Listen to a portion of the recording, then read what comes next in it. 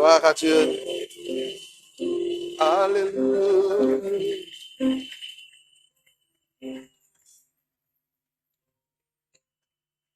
Alléluia. Nous allons fermer les yeux, nous allons prier pour la parole de ce matin. Je te confie, éternel, mon roi Seigneur, ce temps de parole et nous te prions, Adonai, Seigneur, car nous avons quitté nos maisons que pour toi et pour toi seul.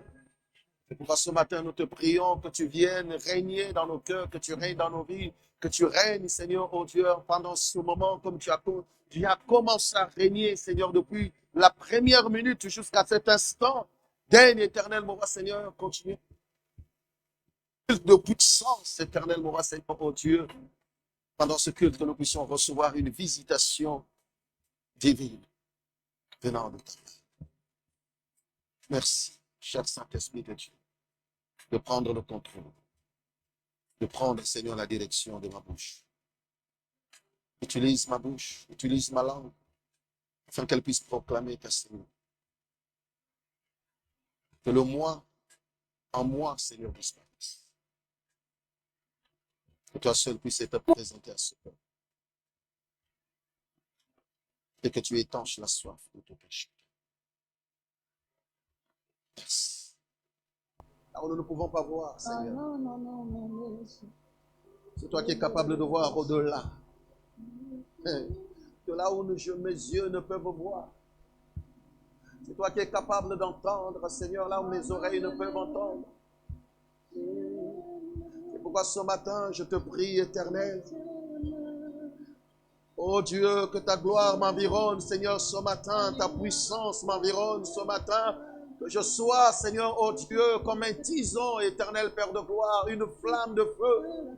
Pour embraser, éternel, mon roi Seigneur, ce qui est de ténèbres dans la vie, Seigneur, oh Dieu, de ton Église, Seigneur, ce matin. Je vais ramener toutes les pensées captives à ton obéissance, tout en fermant les quatre coins, Père éternel, de cette Église. Et j'interdis qu'il n'y ait ni entrée ni sortie, sinon la mouvance de ton esprit pendant ce moment. Et cela dans le nom précieux de Jésus. Nous avons ainsi prié. Et l'Église tout entière dit Amen. Est-ce qu'on peut acclamer Jésus? Est-ce qu'on peut acclamer Jésus? Alléluia. Je te prie de t'asseoir. Gloire à Dieu. Je crois que le protocole respecte les consignes de la fois dernière. Comme je vous avais dit la fois dernière, je ne veux plus voir les personnes qui se lèvent là, qui rentrent, qui sortent. Je ne veux plus, s'il vous plaît. Gloire à Dieu. Ce matin, je veux partager quelque chose ensemble avec vous sur des paroles que nous avons l'habitude de lire. Nous allons encore connaître une autre dimension ce matin. Dis à ton frère, à ta sœur, tu as bien fait d'être là ce matin. Gloire à Dieu. Je sens sa présence. Je sens une forte présence ce matin. Gloire à Dieu. J'ai intitulé notre thème ce matin. Je suis venu m'adresser à une personne. Je dis, relève ton défi. C'est notre thème de ce matin. Et je viens te parler à toi seulement. À toi seul. Et je vais te dire ce matin, relève ton défi. Est-ce que quelqu'un peut dire à son frère, à sa sœur, lui demander de relever son défi ce matin? Dis à ton frère, ma sœur, relève ton défi. Nous sommes dans un monde de concurrence. Nous sommes dans un monde qui connaît une vitesse totalement accélérée. Un monde que même ceux qui pensent être des scientifiques n'arrivent plus à maîtriser. Parce qu'il y a, comme dit la Bible, des aléas qu'ils ne peuvent pas maîtriser d'ailleurs. Et constamment de constater qu'il y a des choses, des fois même qu'ils ont prédites, mais ces choses-là n'arrivent pas comme eux, ils l'ont pensé. Parce que tout simplement, ils ont oublié qu'il y a celui-là qui est le maître des temps et des circonstances, celui-là qui a créé ce monde, et il n'y a que lui qui possède tous les paramètres. Mais ce n'est pas une personne. Même pas les scientifiques qui vont, comme on peut le dire, qui vont jusqu'au ciel. Encore qu'eux, ils appellent ça le ciel, mais ils ne vont pas au ciel. Alléluia. Et donc, c'est pourquoi je suis venu te dire que devant ce monde dans lequel nous vivons, où de fois tu n'arrives plus à comprendre non seulement l'évolution de ce monde, mais aussi tu ne comprends pas ta propre vie, tu ne comprends plus ta destinée. Et quand tu ne comprends pas ta destinée, certainement que tu te poses énormément de questions, te disant, mais qu'est-ce qui se passe et qu'est-ce que je dois faire pour que je puisse arriver à telle ou telle situation. Et je peux déjà te garantir ce matin que les choses n'ont pas commencé seulement avec toi, mais les choses ont commencé depuis longtemps. Donne-moi un amen bien. Oh, donne-moi un amen gentil. Oh, j'aime bien le lingala, nabolobana, pesanga, amen. Voilà. Alléluia. Gloire à Dieu. Gloire à Dieu. Nous n'arrivons plus à maîtriser les choses, c'est pourquoi nous nous retrouvons devant un certain nombre de choses. Ça veut dire que nous avons des défis à relever. C'est pourquoi ce matin, j'ai dit, je suis venu parler à une personne, seulement à une personne. Donc si c'est toi, dis c'est moi. Si c'est toi, alors dis que c'est moi. Et nous voulons quand même comprendre, je vais aller plus vite. C'est quoi le défi? Le défi, c'est le fait de défier, et c'est une invitation au combat, simplement. Une invitation au combat. Alléluia. C'est une invitation au combat. C'est le fait de provoquer quelqu'un en le déclarant incapable de faire quelque chose. C'est ça qu'on appelle défi. Donc, ça veut dire que nous avons des défis devant nous. Et l'homme, par essence, qui vient dans ce monde, est confronté à des multiples défis. Et ne te berce pas d'illusions en te disant, parce que j'ai remporté tel défi, et tu vas en quelque sorte comme te reposer sur ton laurier. Non. Parce que aussi longtemps de fois que tu vas remporter déjà un défi, mais il va arriver également un autre défi qui se présentera à toi. Ce qu'on appelle la dialectique. C'est-à-dire un défi appelle un autre. C'est pourquoi en réalité, surtout nous en tant que chrétiens, même lorsque nous avons déjà obtenu des victoires, même dans le passé, mais nous ne pouvons pas croiser les bras parce que même si nous avons reçu des victoires, mais devant nous, il y a toujours des obstacles qui peuvent se présenter. Alléluia. C'est pourquoi il faut toujours être vigilant et toujours veiller. C'est pourquoi, d'ailleurs, la Bible nous dit de veiller et de prier. Pourquoi il nous le dit? Parce que nous sommes devant un monde de défis. Il y a des choses de fois que nous ne pouvons pas comprendre. Il y a des choses de fois que nous ne maîtrisons pas. Parce que celui qui a créé le monde, ce n'est pas nous. Il y a quelqu'un qui a créé le monde. Et il n'y a que lui seul qui connaît tous les paramètres de ce monde. Alléluia. Et même les inventeurs qui inventent des avions ou des voitures, et ils ont dit peut-être ceux qui ont inventé ces choses. Mais des fois, lorsque la voiture tombe en panne, ils sont incapables eux-mêmes, qui l'ont inventé, des fois de pouvoir apprendre. Mais j'aime notre Dieu. Il nous a créés, il a créé le monde. Et devant tous les défis que nous pouvons faire face, Dieu a toujours la solution. On dit avec moi, Dieu a toujours la solution. C'est pourquoi ce matin, nous allons partir dans l'Ancien Testament d'abord, avant que nous puissions nous plonger dans le Nouveau Testament. Parce que j'aime bien souvent nous balader dans la Bible. Nous sommes dans 1 Samuel chapitre 17, à partir du verset 1 à 11. On ne va pas lire tous les passages pour le temps, mais je pense que c'est une histoire, comme j'ai dit, une histoire que tout le monde connaît et qu'on n'a pas forcément besoin de rappeler en faisant toute l'exégèse, parce que tout le monde connaît cette histoire. Nous sommes dans 1 Samuel chapitre 17, c'est l'histoire de David et de Goliath. Voyez-vous, le jeune Goliath, s'il y a quelqu'un qui peut me faire vite fait une lecture, s'il vous plaît, vite fait, reste assis. Amen.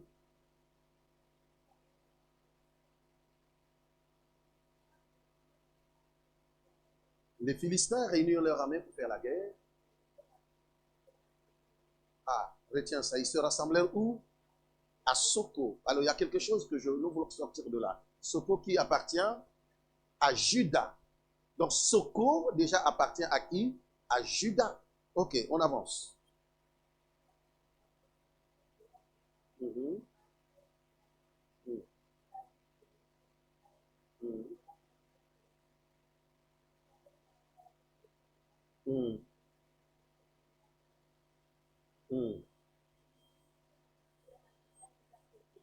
Et Israël était vers la montagne de l'autre côté. La vallée les séparait. Un homme sortit alors du camp des Philistins et s'avança entre les deux armées. Il se nommait Goliath. Il était de Gath et il avait une taille de 6 coudées et un enfant. Sur sa tête était un casque d'airain et il portait une cuirasse à écailles du poids de 5000 cycles d'airain. Il avait aux jambes une armure d'airain et un javelot d'airain entre les épaules. Le bois de sa lance était comme une ensouple de tisserand et la lance pesait 600 cycles de fer. Ok, on va s'arrêter là. Est-ce qu'on peut acclamer la parole du Seigneur? Amen. Est-ce qu'on peut acclamer la parole de Jésus ce matin? Je dis, on ne va pas trop rester sur ces passages puisque nous connaissons pour la plupart du temps tous ces passages-là. Ici, on est en train de décrire cet homme-là qui est sorti, parce que la Bible dit il appartient, c'est un Philistin, les Philistins qui se réunirent donc sur une montagne, mais dans le territoire de Juda. Et la Bible précise bien, j'aime bien cette précision, que le territoire de Juda, donc Soko, appartient bien à Juda. C'est-à-dire, lorsque ils sont partis en Israël, lorsqu'ils sont rentrés à Canaan, et lorsque Josué et Caleb ont fait le partage, donc le territoire à Canaan, alors le territoire, l'un des territoires qui revenait à Juda, c'était également Soko. C'est pourquoi la Bible dit que Soko appartient à Juda, c'est-à-dire c'est l'une des portions de territoire que Josué et Caleb avaient attribué à Juda, donc à la tribu de Juda. Parce que chaque tribu avait une portion. Amen. Et en ce moment-là, qu'est-ce qui se passe? La Bible dit que les Philistins, avec leur chef, Goliath qui vient se présenter, donc il va faire quoi? Il se présente sur cette montagne. Mais là où Goliath va se présenter, il se présente sur une montagne, et de l'autre côté également en face, Israël également réunit son armée, et il se présente. Mais au milieu, entre les deux montagnes, la Bible nous dit qu'il y avait une vallée. Donc, il y avait une partie plus basse, parce que lorsqu'on parle de la montagne, c'est une surface géographique en hauteur, et la vallée, c'est quelque chose, donc, géographiquement, qui est un peu plus basse. Et en ce moment-là, Judas, comment on appelle plutôt le Philistin, va sortir et il va commencer à défier pendant 40 jours. Il va commencer à défier Israël. Je pense que tout le monde connaît l'histoire en disant, ben, sortez-moi, donnez-moi un homme qui viendra me combattre. Et si cet homme réussit à me combattre, alors qu'est-ce qui va se passer? Nous allons vous être assujettis, c'est-à-dire, nous serons vos esclaves. La personne qui remportera la victoire, en ce moment-là, il va être le chef, et ceux qui ont été vaincus seront des esclaves des autres. Donc, de l'équipe qui a vaincu, ou bien sinon de l'armée qui a vaincu.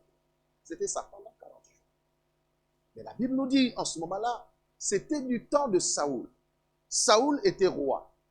Mais ce que j'aime dans cette histoire, c'est que la Bible nous dit que Saoul, Dieu avait déjà enlevé son esprit de Saoul. Donc ça veut dire que Saoul, bien que chef de guerre, ne pouvait plus être en mesure de Goliath. Pourquoi? Parce qu'il n'avait plus l'esprit de Dieu en lui. Quelqu'un me suit ce matin? C'est pourquoi, bien aimé dans le Seigneur, puisque notre thème s'intitule « Relever le défi », je vais simplement déjà te dire d'emblée que pour relever le défi de ta vie, relever le défi de ta famille, relever le défi de ta destinée, il faut que tu sois rempli de l'Esprit de Dieu. Tant que tu n'es pas rempli de l'Esprit de Dieu, ça va être difficile que tu puisses relever le défi. Je parle à quelqu'un ce matin. Il faut t'assurer que le Saint-Esprit est avec toi. C'est pourquoi vous allez constater que Saoul ne pouvait pas aller en guerre. Il était formé pour ça, il était roi, mais malheureusement pour Saoul, il ne pouvait pas s'engager dans cette guerre parce que l'Esprit de Dieu n'était plus en lui. Mais il n'était pas seul, Saoul. Il y avait également son armée. Il y avait également, comment on les appelle, les chefs de guerre qui étaient autour de lui. Et parmi les chefs de guerre, il y avait également les 3 grands frères de David. Il y avait Eliab, il y avait Abinadab. Il y avait qui encore? Si je ne me trompe pas, Shama, c'est ça? Non, il y avait Abinadab, il y avait Eliab, Abinadab, Shama, si je ne me trompe pas. Amen. Ils étaient 3. Ils étaient avec lui. Mais eux également aussi étaient dans les capacités de combattre David. Jusqu'à ce que le jeune David, jeune berger qui était dans la forêt, en ce moment-là, puisque son père Isaïe l'envoie pour aller donner de la nourriture, il arrive et il vient trouver en ce moment-là qu'il y a cet homme-là qui est en train de terroriser toute l'armée d'Israël et tout un peuple. C'est à ce moment-là que David se dit, mais quel est cet homme qui est en train de terroriser Israël? Quel est cet incirconcis? Parce qu'il l'appelle ainsi. Quel est cet incirconcis? Et pendant qu'on cherchait qui devrait le combattre, David dit, moi je combattrai cet incirconcis. Mais il demande, qu'est-ce qu'on va donner à celui qui va battre cet homme-là? Oui. Les gens lui ont répondu, on va lui donner la fille du roi, on lui donnera également beaucoup de bénédictions. J'aime ça. C'est à ce moment-là que ses grands frères ont commencé à dire, mais oui, nous connaissons que tu es orgueilleux et que tu as toujours des hautes opinions, tu es venu seulement pour voir comment se déroule la bataille. Mais tu n'as pas intérêt parce que toi, tu n'es pas un homme de guerre. Mais ce qu'ils oubliaient, c'est que, selon l'histoire dans la Bible, David n'était pas à son premier combat. David avait déjà combattu avec les lions dans la forêt. David avait déjà combattu avec les ours. Mais là, il devait se retrouver devant une personne. Et ce que j'aime bien, cette personne, lorsque David arrive dans sa vie, vous allez lire toute l'histoire, moi je donne juste dedans parce que nous voulons avancer très vite. Quand David sort, la Bible nous dit ceci, on a dit au roi que David va combattre Goliath. Et le roi Saül se dit, mais Goliath est un homme de guerre. Mais toi, tu n'es pas un homme de guerre, tu ne peux pas aller le combattre. David, jeune, il lui dit, mais moi, je le combattrai. Alléluia. Alors, Saül prend quoi? Il prend toute son armure, il prend toutes ses armes, il va mettre sur David. Mais tellement que c'était lourd, David ne pouvait pas porter. Écoutez, je vais dire ceci, je vais relever une dimension prophétique. Donc, Saül, pendant qu'il est roi en ce moment-là, David, lui, il est un enfant, c'est-à-dire il est jeune. Donc, ce qui veut dire que Saül, en tant que roi, prenait la position d'un père devant David. Et en ce moment-là, David était en position d'un fils. Est-ce que je parle à quelqu'un? Alors, en ce moment-là, et c'est pourquoi vous allez voir que pour pouvoir combattre maintenant Goliath, David et Saül devraient être un. C'est pourquoi vous allez comprendre que dans Jean chapitre 6, si je ne me trompe pas, Jésus-Christ est en train de dire, verset 30, il dit, mon Père et moi, nous sommes comment? Un. Parce que pour pouvoir remporter la bataille, il faut une unité. Mais malheureusement pour David et Saül, puisque l'armure de Saül est tellement lourde, Saül, et plutôt David étant jeune, il ne pouvait pas porter cette armure-là. C'était tellement lourd. Le casque qu'on lui a mis, l'armure qu'on a mis, le bouclier, c'était tellement lourd, il a enlevé toutes ces choses. Alléluia. Parce que, comprenez ceci, lorsqu'on parle des trois frères de David, cela nous fait penser à une dispensation de l'Ancien Testament. Que comme ils sont trois, cela fait référence à la loi, les psaumes et les prophètes. Or, pendant cette dispensation, aucune personne ne peut remporter la victoire. Pourquoi? Parce que toutes ces personnes-là ne sont en train que d'opérer dans l'ombre. C'est pourquoi vous allez comprendre qu'il fallait que le Père puisse envoyer le Fils. Parce que lorsque je suis en train de parler du Fils ici, David ici est un type de Christ. C'est-à-dire que le Père investit David en tant que fils pour venir faire quoi? Pour venir remporter la victoire. Parce que du temps des lois, de la loi, des psaumes et des prophètes, aucune personne ne peut remporter la victoire. Est-ce que quelqu'un me suit? Alléluia.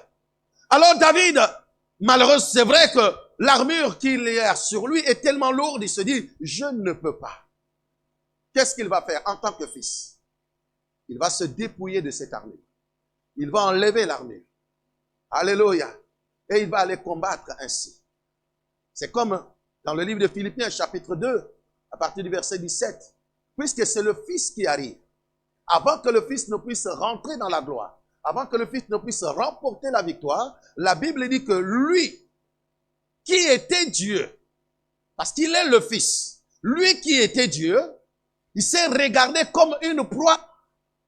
Il ne s'est pas regardé comme étant égal à Dieu, mais il s'est dépouillé lui-même. David se dépouille comme Christ. Il se dépouille lui-même. Alléluia. Mais quand vous lisez la Bible nous dit quoi? Lorsqu'il s'est dépouillé, il s'est humilié. La Bible dit que c'est en ce moment-là que Dieu a fait quoi? Dieu l'a souverainement élevé. Dieu l'a souverainement élevé. Et Dieu lui a donné un nom qui est au-dessus de tout nom. Un nom devant qui tout genou fléchit et que toute langue confesse qu'il est le Seigneur à la gloire du Dieu, le Père. Mais lorsque nous faisons ce rapprochement, regardez, on parle de Jésus, c'est vrai, mais David est un type de Christ. Mais lorsque David, lui aussi, s'est dépouillé de l'armure de Saül, qu'est-ce qui se passe? Qu'est-ce qui est en train de se passer? Vous allez remarquer qu'en ce moment-là, lorsque David remporte la victoire, la Bible dit que David également est aussi en train d'être comment? Comment? Parce que les femmes ont commencé à chanter pour David. Les femmes ont commencé à composer des cantiques. Que Saoul a tué 1000, mais David en a tué 10 000. Voyez-vous? Donc, David rentre en quelque sorte dans une élévation comme Christ, parce qu'il a fait quoi? Il commence à remporter la victoire. Parce que Goliath devrait se soumettre devant lui. Et pourquoi Goliath devrait se soumettre devant lui? My God, j'aime ça. Je peux parler ce matin. Non, je parle à quelqu'un. Est-ce que je peux parler à ce matin? Regardez. La première erreur que Goliath a commise, c'est que Goliath, d'abord, le nom en hébreu, lorsqu'on dit un Philistin, parce qu'on dit il est qui? C'est un Philistin. Et en hébreu, le mot Philistin, là, signifie celui qui roule dans la poussière. Le Philistin signifie, pasteur, celui qui roule dans la poussière. Donc Goliath en tant que tel est celui qui roule dans la poussière.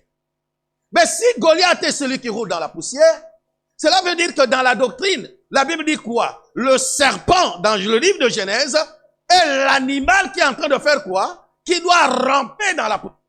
Oh, est-ce que je parle à quelqu'un? Donc si Goliath est l'animal qui rampe dans la poussière, cela veut dire en d'autres termes que Goliath est un serpent. Mais si Goliath est un serpent, cela veut dire également que Goliath aussi est le diable. Est-ce que je parle à quelqu'un ce matin?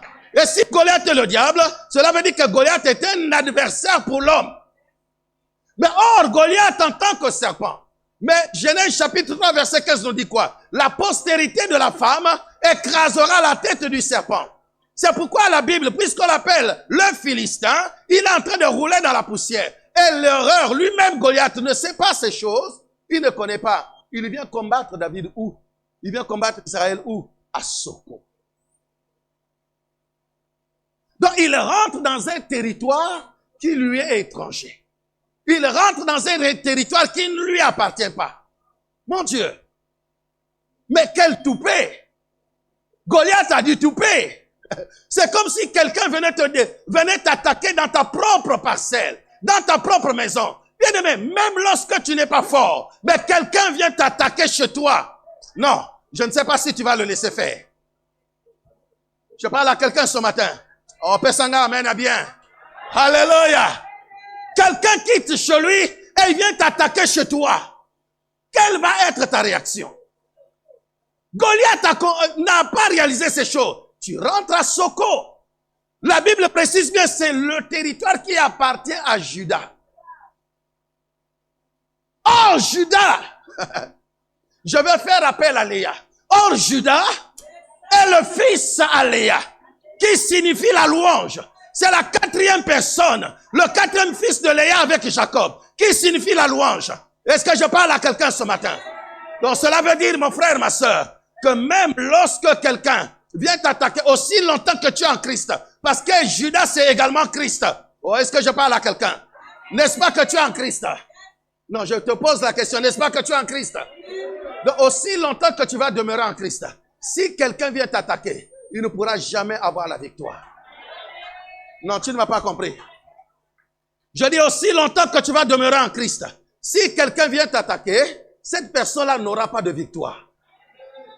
C'est pourquoi je vais te dire ce matin, mon frère, ma soeur, que tous les combats que tu es en train de vivre aujourd'hui, alléluia, l'ennemi ne pourra pas avoir la suprématie sur ta vie. Non, mais ces combats que tu es en train de vivre, la situation que tu traverses aujourd'hui, l'adversité devant laquelle tu te mets aujourd'hui, ce sont des problèmes qui vont te servir de sujet de louange.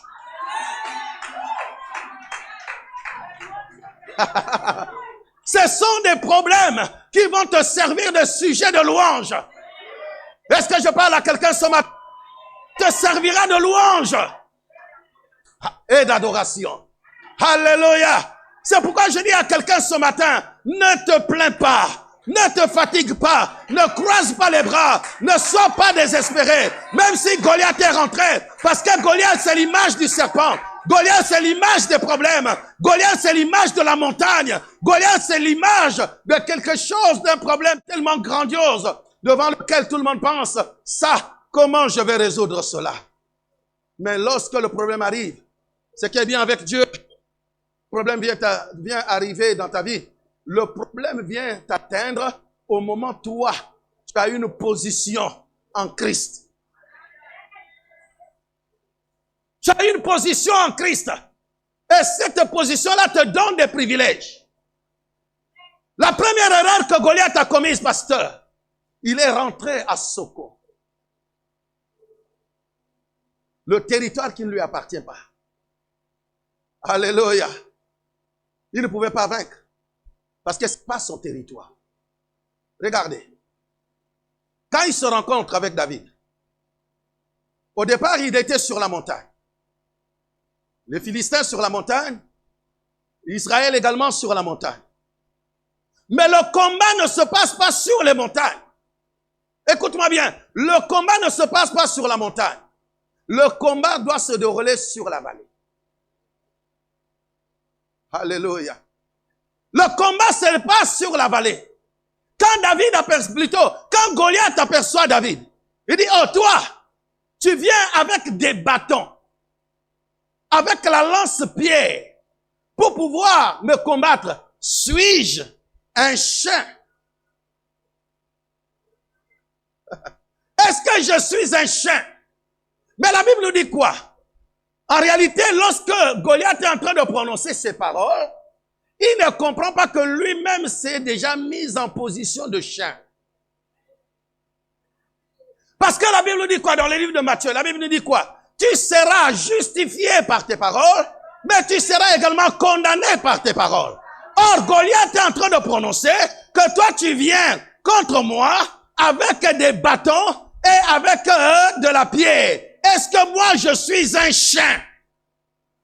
Ça veut dire que lui-même a déjà confessé qu'il est un chien. Oh mon Dieu, j'aime ça. Écoute-moi bien. En ce moment-là, David a repris confiance. Parce que le combat qui était en train de se dérouler à l'instant même, c'était un combat entre une personne et un chien. Mon Dieu. Le combat qui était en train de se dérouler à l'instant, ce n'était pas le combat entre Goliath, le grand, le chef de guerre. Non. Parce que Goliath lui-même s'est mis en position de chien. Là, en ce moment-là, David se souvient de quoi? Il dit, j'ai déjà combattu avec des lions. J'ai déjà combattu avec les ours. Mais le combat que j'ai aujourd'hui, c'est un combat avec un chien. Ah! Mon Dieu! Mais si hier, j'ai vaincu les lions, si hier, j'ai vaincu les ours, mais celui qui est en face de moi, c'est un chien. Donc le combat est facile. Mon Dieu. Alléluia. David prend l'assurance. David est assuré. David est rassuré parce qu'il sait qu'il va faire de David, plutôt de Goliath, qu'une seule bouchée. Oh, Pessanga, amen à bien. Donne-moi un amen gentil. Donne-moi un amen industriel. Alléluia. Même si tu ne me donnes pas un amen, bien les anges sont en train de donner un amen. Alléluia. C'est pourquoi je dis à quelqu'un ce matin, je prophétise sur ta vie, je prophétise et je déclare que les combats que tu es en train de vivre, l'adversité devant laquelle tu te trouves aujourd'hui, les difficultés devant lesquelles tu te trouves aujourd'hui, ce ne sont que des chiens. Parce que hier, par le passé, il y a 1 an, il y a 1 mois, il y a 10 ans, tu as déjà vaincu, tu as déjà traversé des combats plus forts. My God, my God, my God. Alléluia. C'est pourquoi je te dis ce matin, pourquoi vas-tu désespérer? Donc tu es capable de relever le défi. Ah, je dis à quelqu'un, tu es capable de relever ton défi. On lève pas dire qu'à 2 personnes, tu dois relever le défi. Dis à 2 personnes, tu dois relever le défi. Alléluia. Alléluia. Le combat que tu as aujourd'hui, c'est un combat avec le chien. C'est un combat avec le chien. Ce n'est pas un combat avec un lion. Ce n'est pas un combat avec les ours. Mais tu as un combat avec le chien. C'est sa deuxième erreur. Mais en Afrique, on fait quoi du chien?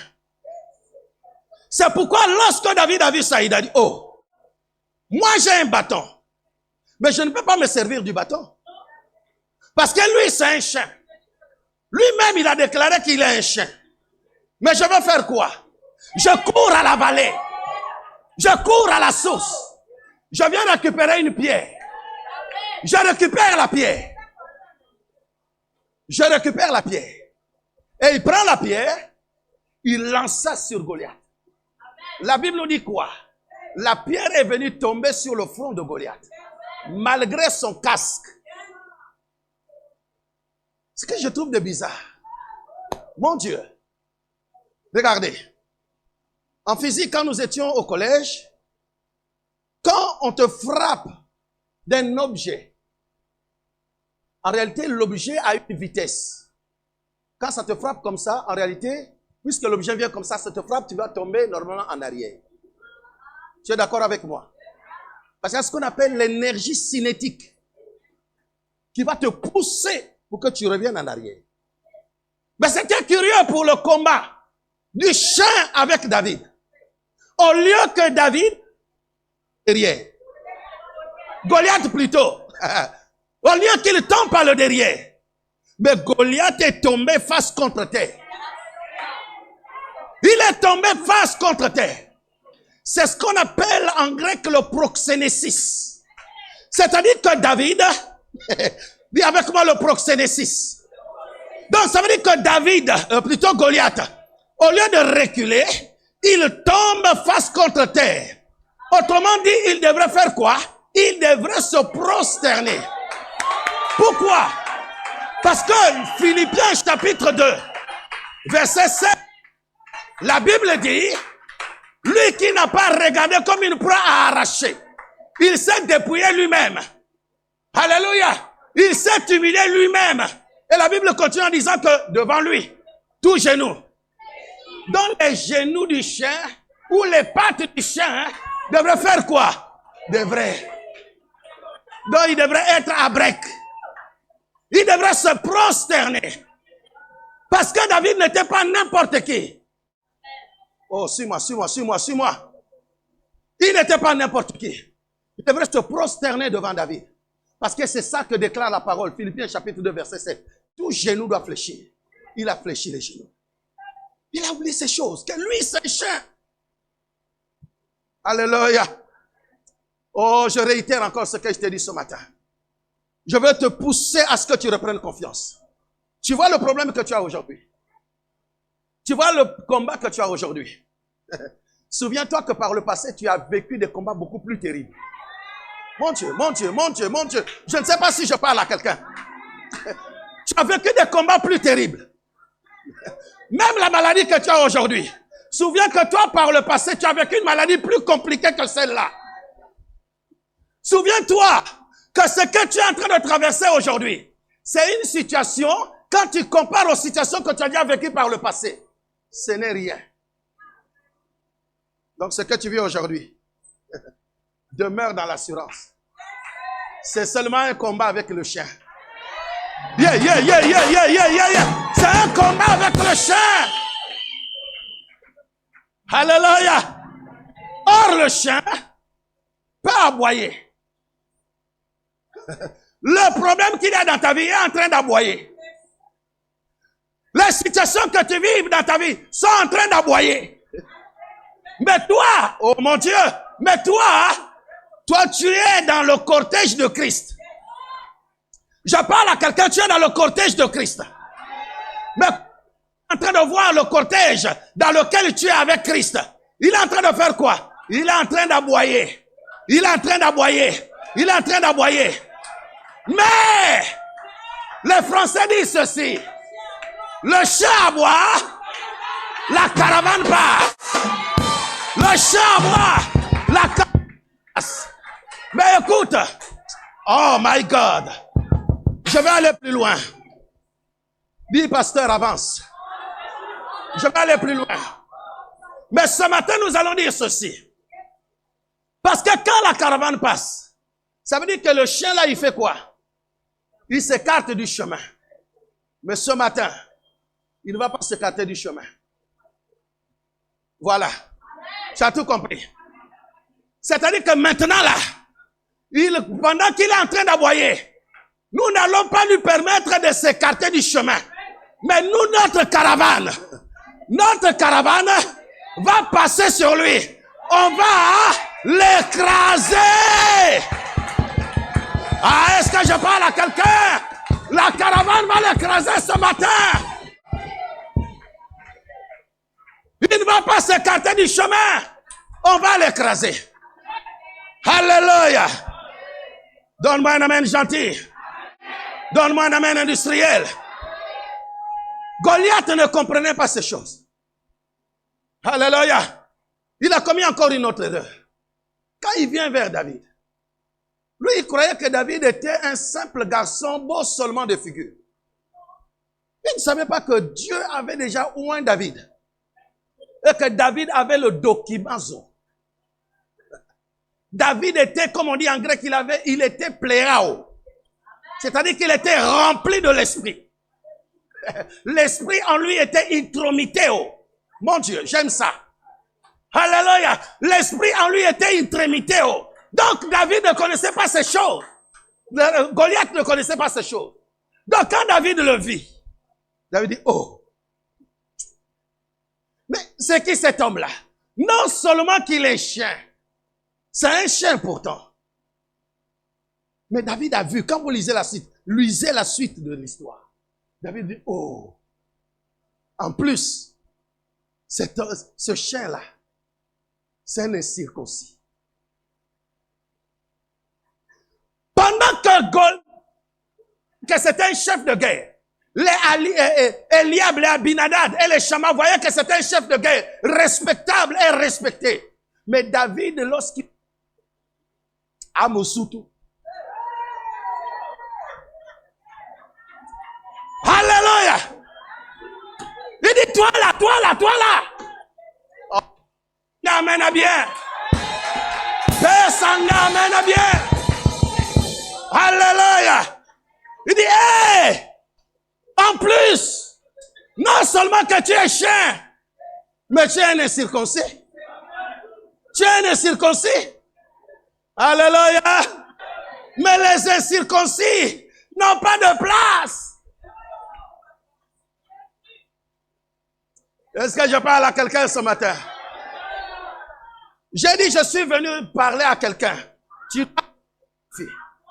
Lève-toi, dis, je dois relever mon défi. Non, dis, je dois relever mon défi. Oh, il n'y a pas de raison. Parce que le problème que tu vois là, tu penses que c'est un grand problème. Non seulement que ce problème, c'est un chien, mais c'est un incirconcis. Tes ennemis que tu vois là, c'est des chiens. En plus, en dehors de ça, c'est des incirconcis. Alléluia. Alléluia. Donc, ils ne peuvent pas avoir la victoire sur toi. Je prophétise et je déclare qu'à compter de ce matin, que tu rentres dans ta victoire. Je déclare et je prophétise que tu accèdes dans ta victoire. Peu importe les petits combats que tu as aujourd'hui, peu importe l'adversité que tu vis aujourd'hui, que cela ne te retienne pas. Mais ton Dieu t'a déjà une huile fraîche et tu accèdes à ton élévation et ta grandeur. Reçois ta victoire au nom de... Alléluia.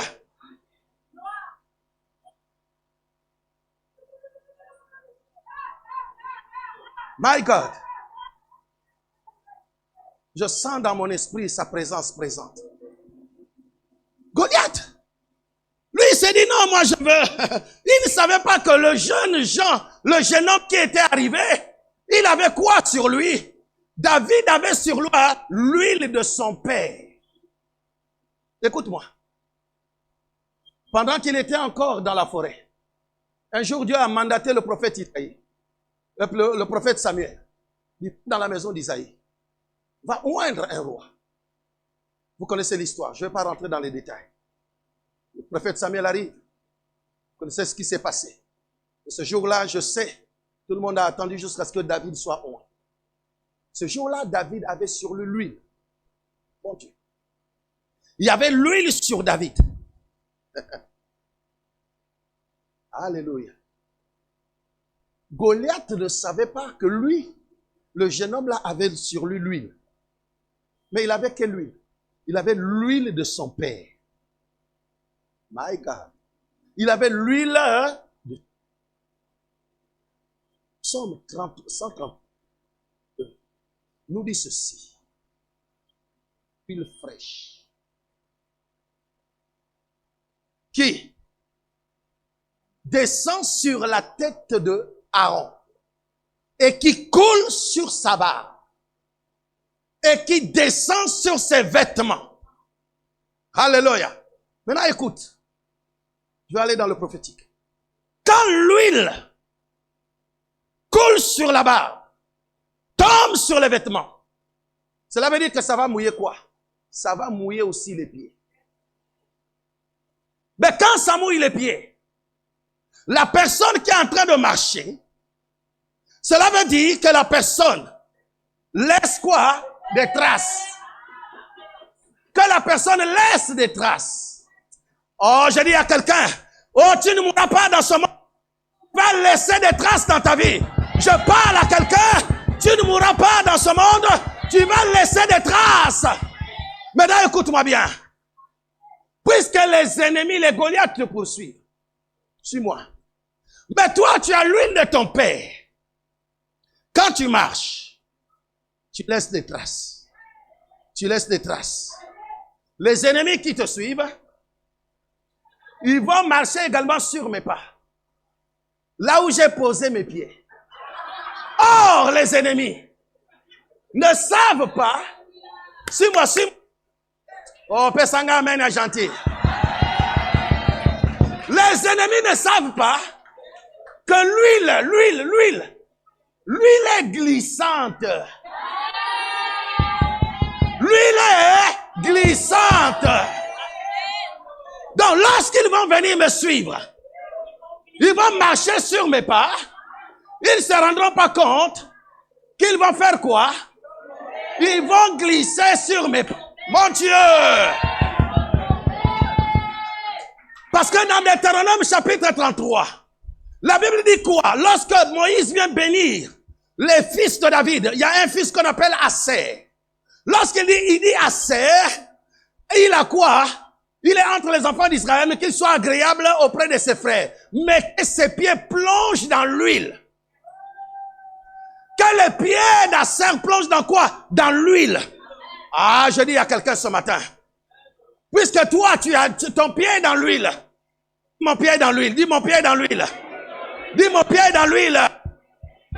Je prophétise et je déclare que tous tes ennemis qui te poursuivent, toutes tes personnes malveillantes qui te poursuivent, ils vont glisser sur tes pas. Ah, je ne sais pas s'il y a quelqu'un qui me suit ce matin. Ils vont glisser.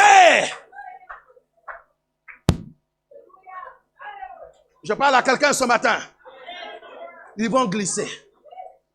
Ils vont pas se rendre compte que non, là où moi j'ai mis le pied, j'ai laissé l'huile. Quand il va mettre son pied, il va glisser. Déclare cela. Lève-toi. Déclare au moins 1 minute. Déclare cela. Tous tes ennemis. Même la maladie qui t'attaque va glisser. Même le problème qui t'attaque va glisser. Même la situation qui te contrarie va glisser. My God, my God, my God. C'est. J'aime ça.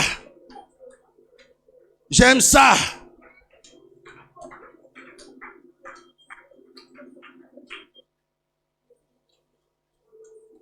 Alléluia.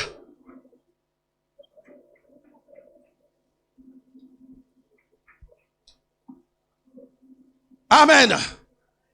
Amen. Ils vont glisser, tous tes ennemis. Dis, mes ennemis vont glisser. Ceux qui marchent à ma suite, ceux qui me poursuivent, de nuit comme de jour, glisseront sur mon huile. Au nom de... Assis-toi et acclame Jésus. Alléluia. Regarde. Je vais aller toujours dans l'Ancien Testament. Je prends Élie. J'ai déjà parlé de ça, mais je vais ajouter une autre dimension. Parce qu'Élie aussi a relevé un défi. N'oublie pas que quand tu viens dans ce monde, ce n'est pas pour dormir. C'est un monde de coups. Il faut que tu retiennes ça. C'est un monde où si tu n'es pas fort spirituellement, tu meurs. Tu vas laisser tes plumes. Personne ne te fera cadeau. Jésus-Christ lui-même a dit, il a dit même dans ta famille, il a dit, tu auras pour ennemi les gens de ta propre maison. Même dans ta famille, je ne suis pas là, ne prends pas, je ne divise pas les gens, mais il faut que tu comprennes. Paul dit quelque temps plus tard, il a dit, nous n'avons pas à lutter contre la chair et le sang, mais contre les dominations, les principautés. Alléluia. Nous n'avons pas à lutter contre. Parce que le problème c'est quoi? C'est que, des fois même ton père, ta mère peut être dans ces choses-là, ou peut être sorcier. Ce n'est pas lui en tant qu'humain, mais l'esprit qui l'anime va continuer à t'attaquer chaque jour.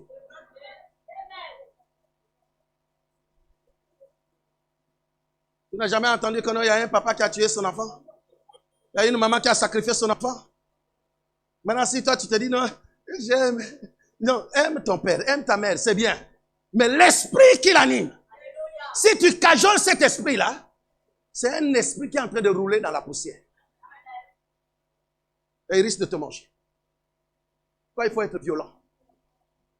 Je donne des coups, coup pour coup.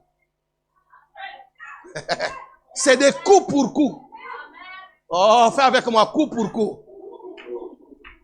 Alléluia. Comment je donne les coups pour coups?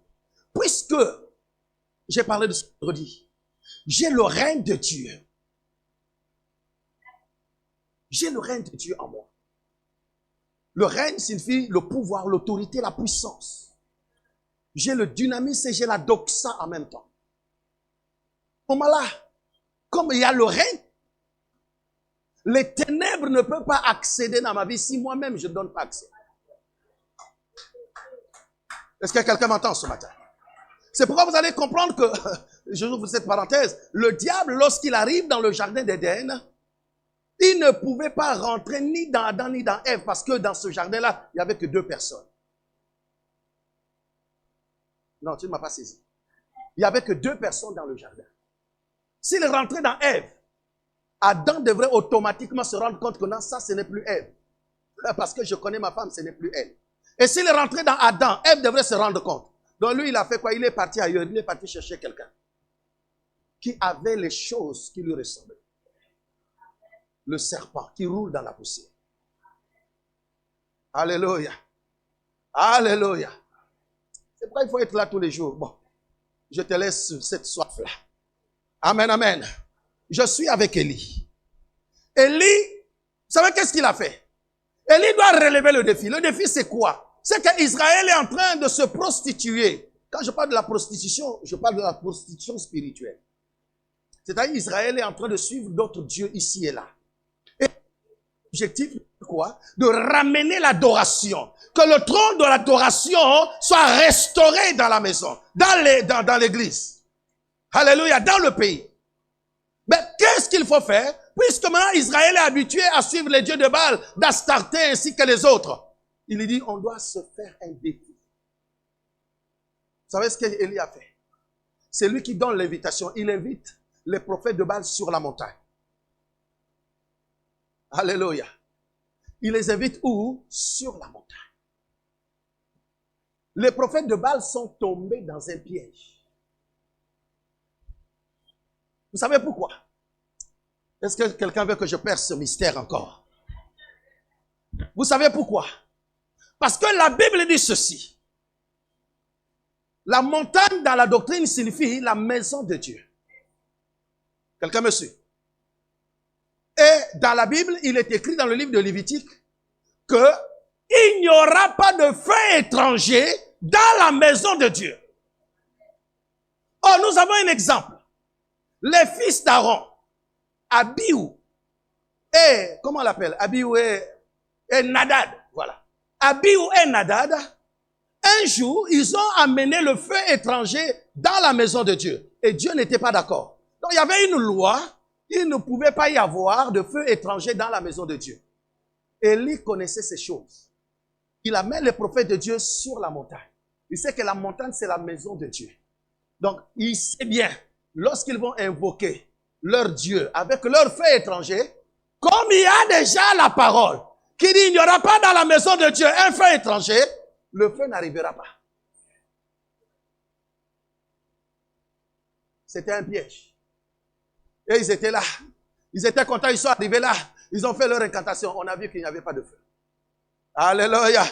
Mais le feu seulement est descendu pour Élie. Alléluia, alléluia. Tel que tu es là, ta vie appartient à Dieu. Dis avec moi, ma vie appartient à Dieu.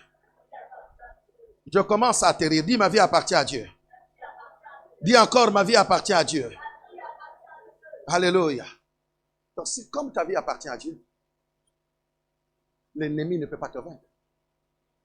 Parce que si l'ennemi te vainc, c'est comme si l'ennemi a vaincu Dieu. Or, aucun humain ne peut vaincre Dieu. Est-ce que je parle à quelqu'un? Aucun humain, aucun esprit ne peut vaincre Dieu. Parce que Dieu est l'esprit suprême. Et aucun autre esprit ne peut le vaincre. Alléluia. C'est pourquoi là où tu es, peu importe, lorsque des situations arrivent dans ta vie, ne pleure pas parce qu'il y a une situation comme ça. Non. Non. Même si le grand professeur de la ville de Rennes, de tout le pays de la France, a déclaré ça. Mais toi, ce n'est pas ton problème parce que le médecin par excellence, c'est Amashia et il s'appelle Jéhovah Rapha. Dans sa banque céleste, il y a toutes les pièces possibles. C'est-à-dire que même si les trompes ont été coupées, dans la banque de Dieu, les anges sont capables d'aller chercher les nouvelles trompes pour venir mettre dans ta vie. Même si on a embrouillé les neurones dans ta vie, les anges sont capables d'aller chercher les neurones neufs là-bas au ciel dans la banque de Dieu pour venir restaurer au niveau de ta tête. C'est pourquoi Paul dit, je n'ai pas à rougir. Parce que moi, j'ai un Dieu. Je dis à quelqu'un, tu as un Dieu. Tu n'as pas à rougir. Peu importe ce que tu vis. Alléluia. Un jour, quelqu'un disait, quelqu'un qui a déjà traversé un fleuve ne peut pas avoir peur de traverser un gobelet d'eau. Si tu as déjà eu la capacité, la force de traverser un fleuve, comment peux-tu de sauter seulement un gobelet d'eau? C'est impossible. Qu'est-ce que je vais te dire par là? C'est que tu as vécu hier. Quand je dis hier, ça peut être il y a un mois, il y a des semaines, il y a des mois, il y a des années. C'était beaucoup plus compliqué. Mais tu as survécu. Je dis, tu as survécu. Tes raisons, c'est que tu traverses aujourd'hui. Ce n'est que un sujet de louange. C'est pour toi un sujet de louange. Ça là, voilà pourquoi j'appelle ça ça là. C'est pour toi un sujet. Amen, amen, amen. Amen. C'est pourquoi vous allez comprendre que le jour même, Au départ, Marie et Marthe pouvaient pleurer. Je peux te dire encore ce matin, elles avaient raison de pleurer. Elles avaient raison de pleurer. Mais pour seulement un temps. Parce qu'elles ne savaient pas. Au 4e jour, toujours celui qu'on appelle Judas. Le soleil avait été créé au 4e jour. Donc c'est toujours Judas. Donc le soleil levant maintenant arrive. Lorsqu'il arrive, il dit, montrez-moi où l'avez-vous mis. Ça veut dire que le soleil qui arrive, il envoie ses rayons. Parce que Lazare, là où il est dans la tombe, en ce moment-là, Lazare devient comme un, comment je vais dire ça? Il devient comme un arbre, comme un arbuste, mais qu'on a planté sous la terre. Mais pour que cet arbuste-là puisse sortir, my God, quand Jésus arrive, la première des choses, avant qu'il y ait le soleil, la Bible dit que et Jésus pleura. Il devrait verser d'abord d'abondantes larmes. Je t'avais déjà dit ça dans une de mes prédications, je me souviens. C'est la pluie qui devrait d'abord arroser. Mais quand la pluie arrose, ensuite arrive quoi? Les rayons du soleil. Par ce qu'on appelle le phénomène de la photosynthèse. Quand ça va toucher maintenant le produit, la plante qui est sous la terre, Lazare, je dis même Lazare devrait sortir. Et maintenant quand il crie Lazare sort, les gens étaient étonnés. Lazare est sorti. Relève ton défi. Même si on a dit que non, toi, on va te rapatrier demain, relève ton défi. Notre problème, nous les chrétiens, c'est quoi? C'est que nous-mêmes, nous confessons des négativités à longueur de journée. Ce que nous ne comprenons pas, c'est que, comme Matthieu nous le dit, par tes paroles, tu seras justifié, et par tes propres paroles, tu seras condamné. Mais mon frère, ma soeur, ce que tu vis, c'est ce que tu prononces.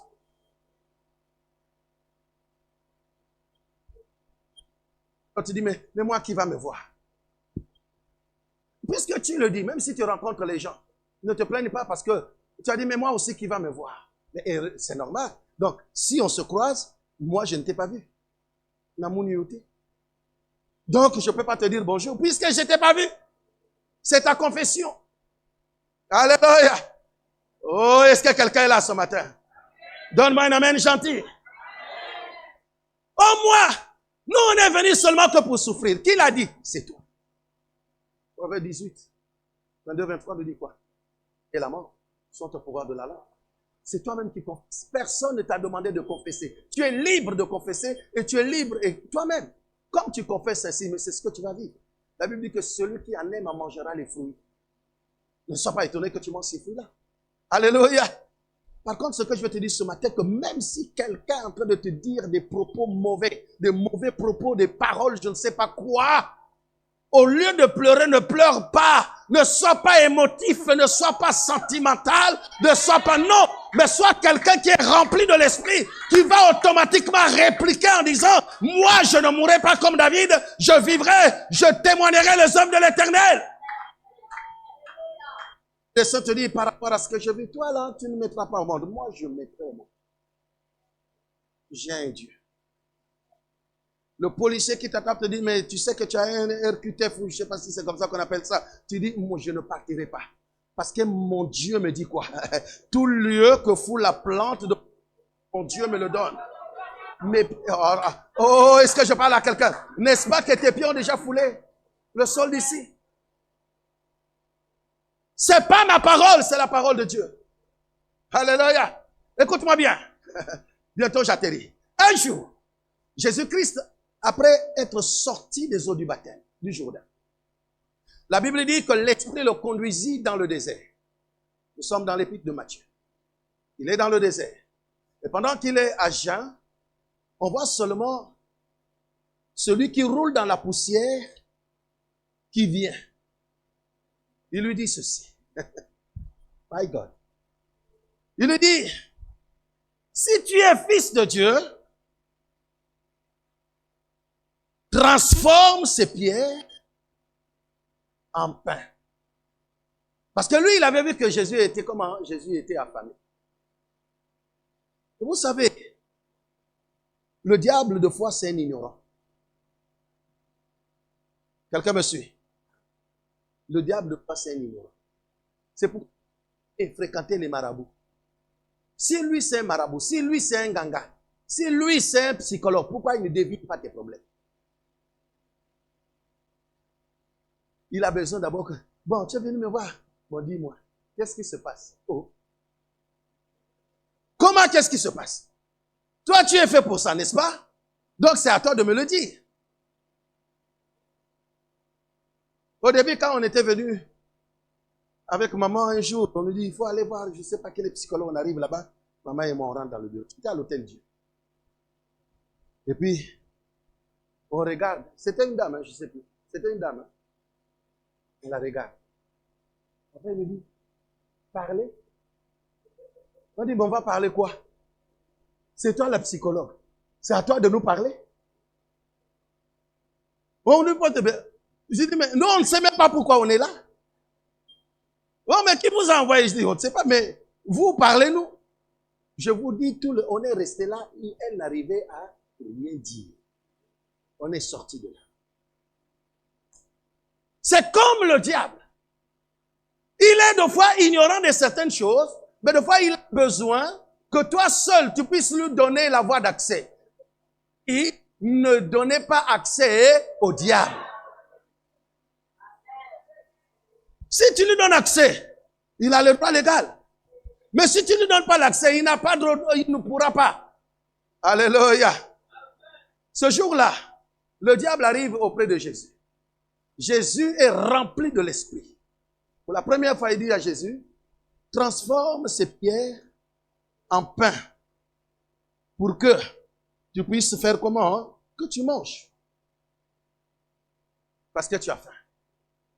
Ce que le diable ignorait, c'est que Jésus lui-même était ambivalent. C'est-à-dire que Jésus, donc lui, il vient lui présenter, non, transforme les pierres. Mais lui, il ne sait pas que Jésus est la pierre angulaire. Il vient lui dire, non, prends la pierre là, transforme ça en pain.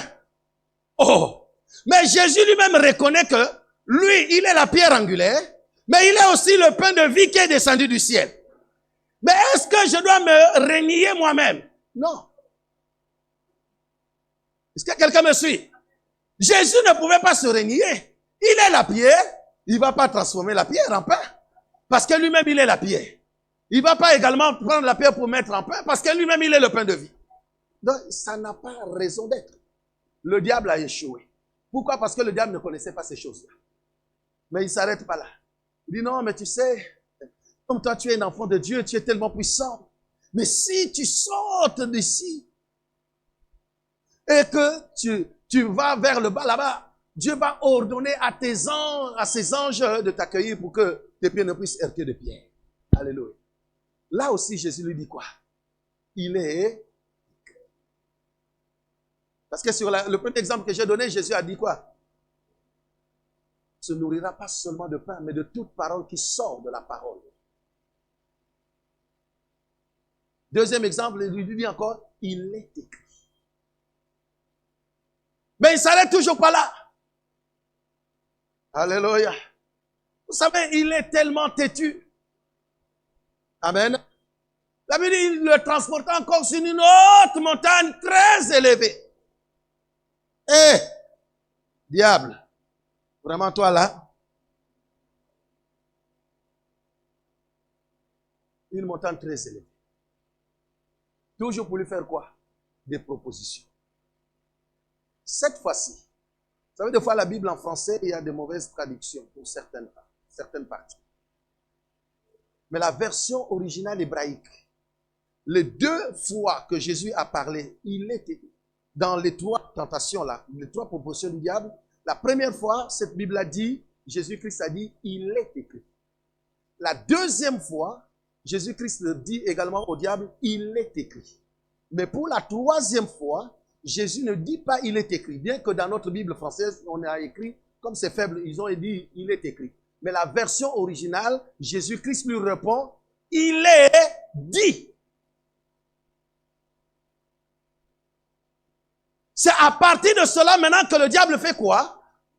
Retire. Pourquoi? Parce qu'il y a quelque chose là-dessus. Parce que lorsque Jésus-Christ dit, il est écrit, alors cette parole reste dans la dimension de logos, c'est-à-dire dans la dimension du discours. Mais pour la troisième fois, lorsque Jésus-Christ dit, cela ne reste pas dans la dimension de logos, mais cela va dans la dimension de la Shekinah, dans la dimension de la révélation. C'est pourquoi en ce moment-là, le diable ne pouvait plus résister. Le diable était obligé de faire quoi? De fuir. C'est pourquoi Paul dit, résistez au diable et il fuira loin de vous. Mais pour résister au diable, il faut avoir le dokimazo, la révélation. Si tu n'as pas la révélation, parce que le diable connaît le logos, avant même que tu ne viennes, lui, il connaît tout ça. C'est pourquoi il y a des personnes qui peuvent venir te tromper. Il y a des personnes, des faux enfants de Dieu, des fausses filles de Dieu, qui peuvent venir même avec la parole te tromper. Parce que toi, tu ne connais pas la parole de Dieu. Lui, il vient également avec le même discours pour dire, mon frère, ma soeur, mais écoute, mais la Bible dit ceci, non? Toi aussi, tu dis, parce que tu n'as pas la révélation. Combien de fois tu as été trompé? Alléluia. Combien d'enfants de Dieu ont été trompés? Parce que tu restes dans la dimension. Tu restes dans la dimension de Logos. Tu sais pourquoi tu restes dans cette dimension? C'est parce que tu enseignes. Toi, les enseignements ne te concernent pas. C'est normal, tu continueras et le diable continuera à te tromper. Parce que le diable connaît les Écritures. Il connaît les Écritures. Ce qu'il ne connaît pas, c'est la révélation que seul Dieu connaît. Aussi longtemps que tu ne veux pas te faire enseigner, le diable te trompera. Alléluia. Alléluia. Donne-moi un amen bien. Je dis donne-moi un amen gentil. Est-ce que tu es là? Balance la main. Lève-toi, je termine.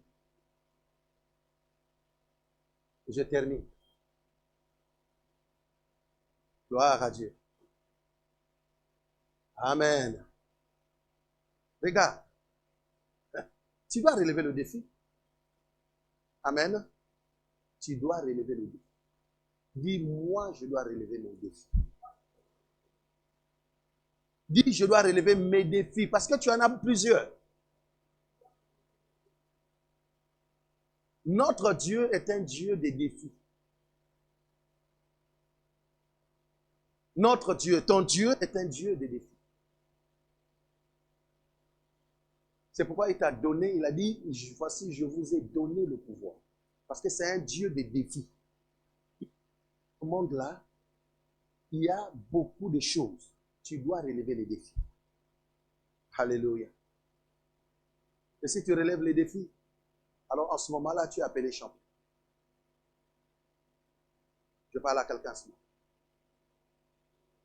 Moïse, ce jour-là, était, lorsqu'il quitte l'Égypte et qu'il se retrouve en Israël, mais quand Dieu le ramène en Égypte, parce que Dieu, c'est un Dieu de défis. Amen. Dieu doit d'abord il doit d'abord détruire un certain nombre de choses pour que, en ce moment-là, Moïse puisse être totalement tranquille avec le peuple.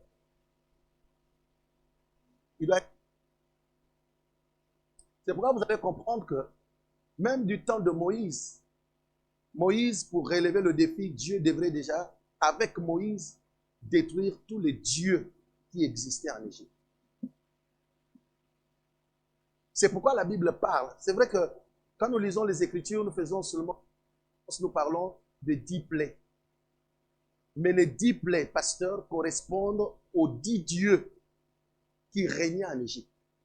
Donc chaque plaie correspondait à une frappe de Dieu sur l'Égypte. Oh my God. Alléluia. Ça correspondait à une frappe. Je vais dire à tes ennemis vont recevoir le frapping de Dieu Ce matin, ils sont en train de recevoir le frapping de Dieu. Les maris, les femmes de nuit, les occultistes qui viennent détruire ta vie, qui veulent que tu n'avances pas. Ce matin, ils sont en train de connaître, même si ils sont au loin, le frapping de Dieu. Vous savez, Dieu frappe. Dieu est tellement bon. C'est un Dieu juste. C'est aussi un Dieu miséricordieux. Alléluia. J'aime bien cette histoire qui me vient à l'esprit. Permettez-moi, je te le dis. Mais je ne rentre pas dans les profondeurs. Vous savez, en Israël, on disait ceci. Lorsqu'on attrapait un voleur en flagrant délit, on devrait lui fouetter de combien de coups? De 40 coups de fouet. Moins 1. Donc 39. Quelqu'un me suit? Est-ce que quelqu'un me suit? On devrait lui frapper de fouet. C'est en Israël, c'est dans la loi. Quand on te prenait en flagrant délit. Mais un voleur, c'est quelqu'un qui transgresse la loi, simplement. C'est pourquoi vous allez voir que du temps de Noé, lorsque le peuple était en train de pécher, lorsqu'il y avait l'abondance du péché, en ce moment-là, Dieu devrait faire quoi? Dieu devrait frapper. Dieu devrait frapper le peuple de Noé de 40 ans. C'est pourquoi la Bible dit qu'il y a eu quoi? Le déluge pendant 40 jours. Mais chaque pluie qui tombait chaque jour, my God, j'aime ça. Chaque pluie qui tombait. Mais Noé et sa famille étaient où? Dans l'arche. Oh, l'arche était formée de quoi? Du bois de Gofen. C'est pas ça? Du bois de Gofen. Oh, le bois de Gofen, c'est quoi? Si on prend dans le prophétique, le bois de Gofen est autre que quoi? C'est Christ. Donc, en réalité, comment on appelle? Noé dans sa famille, à l'intérieur, mais comme il y a le péché, alors le bois de Gofen devrait faire quoi? Devrait recevoir les 40 coups de fouet. Quelqu'un ne m'a pas compris. La Bible dit, lui qui n'a point connu de péché, Isaïe chapitre 53. Mais on l'a fouetté. On l'a fouetté, on l'a fouetté, on l'a fouetté. Mais tout ça pour que tu fasses quoi? C'est pas toi et moi qu'on a fouetté. Mais on a fouetté le bois de Gofen. Pour que toi et moi nous puissions être comment? Est-ce que quelqu'un comprend ces choses? Maranatha. Relève le défi. Je dis à quelqu'un ce matin, tu dois relever le défi. Si tu ne relèves pas le défi, Dieu t'a tout donné. Dieu nous a tout donné. Tu n'auras aucune excuse pour dire, Seigneur, voilà, parce qu'il y avait le pasteur qui ne me permettait pas de faire ceci, parce que dans ma famille, il y avait un sorcier qui m'empêchait de faire. Non! Dieu t'a donné tout le pouvoir. Il a dit, voici, je vous ai donné le pouvoir de marcher sur les serpents, sur les scorpions, sur toute la puissance de l'ennemi. La Bible dit, lorsqu'il appela ses disciples, il souffla sur eux. Beaucoup de personnes ne comprennent pas de fois quand on souffle sur les gens disent, oh, on devient, je ne sais pas. La Bible, quand Christ a appelé ses disciples, il a soufflé sur eux. Lorsqu'on souffle sur toi, on te communique une portion de la doxa et du dynamis. Pour que tu puisses être capable d'opérer dans l'invisible. Est-ce que je parle à quelqu'un ce matin? Parce que tu ne peux pas, pour opérer dans l'invisible, il faut être un esprit. Or, pour être esprit, il faut avoir le Saint-Esprit. Tu ne peux pas opérer dans l'invisible étant humain. C'est pourquoi en ce moment-là, tu as besoin de quoi? Tu as besoin que l'esprit rentre au-dedans de toi. Lorsque l'esprit va rentrer, tu deviens un esprit. Et l'esprit peut opérer. Or, l'esprit n'a pas de limite. Il faut voir qu'un diable qui veut rentrer chez toi dans la maison, il n'a pas besoin que ta porte soit ouverte. Il peut rentrer, il vient te traumatiser, il peut faire de toi ce qu'il veut et il repart.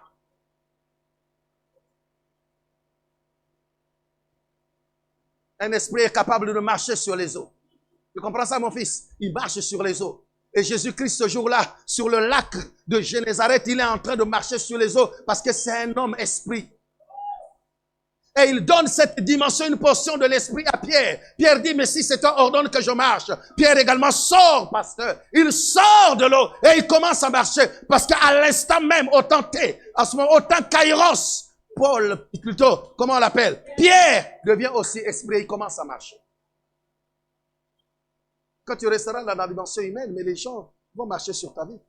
Ils marcheront sur ta tête. Et ta tête, là, surtout, ça va devenir comme un tam-tam. Les gens viendront jouer le tam-tam chaque jour. Et quand tu te lèves le matin, tu dis, j'ai mal à la tête. J'ai mal à la tête. Parce que non, il y a un bonda qu'on est en train de jouer chaque jour. Ta tête devient un tam-tam. Tu sens que les nerfs sont en train de tirer. Alléluia. Mais à compter de ce jour, si c'était le cas par le passé, aujourd'hui tu relèves le défi. Dis-moi, je relève le défi. Aïe, aïe, aïe, aïe, aïe, aïe. J'ai dit, je relève le défi. Lève ta main droite. Commence à parler avec ton Dieu. Le problème, c'est un sujet de louange, ce que tu vis aujourd'hui. C'est un sujet de louange pour toi. Ce n'est pas un sujet qui va te faire pleurer. Ce n'est pas un problème pour te faire pleurer chaque jour. Non, non, ne baisse pas ta tête, mais lève ta tête, lève ta tête. Ici à Maranatha, nous avons une devise. Lève ta tête et marche poitrine bombée. Je vais entendre des hommes et des femmes qui prient ce matin. Je vais entendre des hommes, même des enfants qui prient ce matin. Élève ta voix. Commence à prier.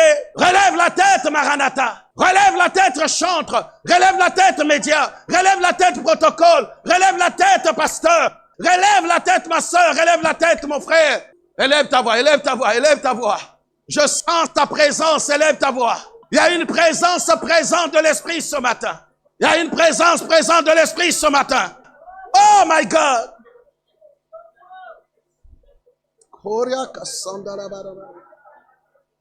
Abakasendebro sondoro kashanda kaye.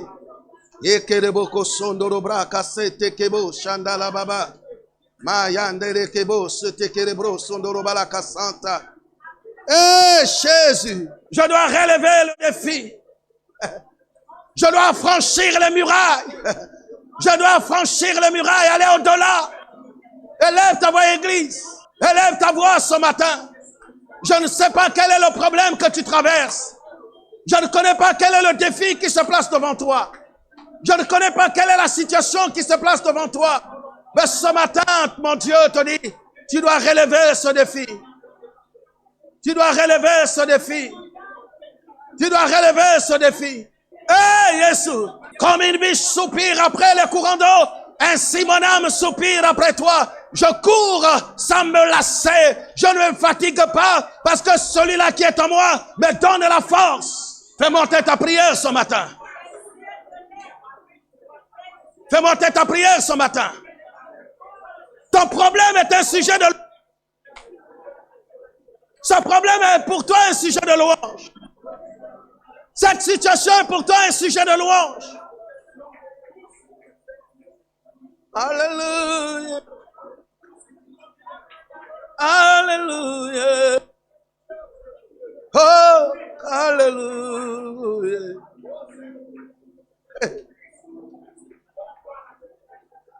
Alléluia.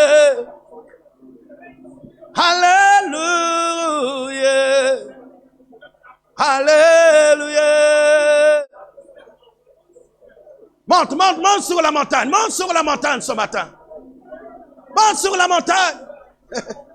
Tes ennemis ne peuvent pas te poursuivre sur cette montagne parce qu'il leur est interdit. Ils ne peuvent pas mener un feu étranger sur la montagne de Dieu.